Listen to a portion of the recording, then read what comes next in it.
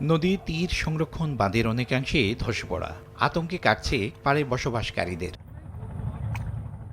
স্থানীয়দের অভিযোগ, রাতের আধারে চাঁদপুরে হেমচরের গাজীনগর এলাকায় মেঘনা নদীতে ড্রেজিং মেশিন দিয়ে বালু তুলে এক শ্রেণীর অসাধু ব্যবসায়ীরা। এতেই নদীটি সংরক্ষণের প্রায় 1000 মিটার এলাকার সিসি ব্লক ধসে পড়েছে।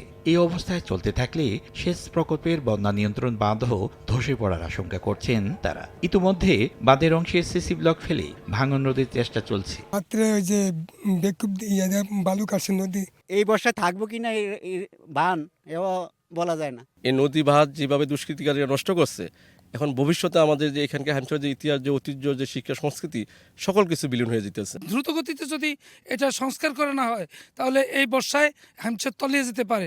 ক্ষতিগ্রস্ত নদীটির বাঁধ সংরক্ষণের আশ্বাস দিয়েছেন পানি উন্নয়ন বোর্ডের কর্মকর্তারা।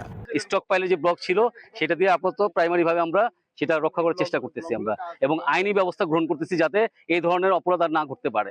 মেঘনা থেকে অবৈধভাবে বালি উত্তোলন এবং বাঁধ ক্ষতিগ্রস্ত করার অভিযোগে 5 জনকে গ্রেপ্তার করেছে পুলিশ। ফারুক আহমদ, সময় সংবাদ, চাঁদপুর।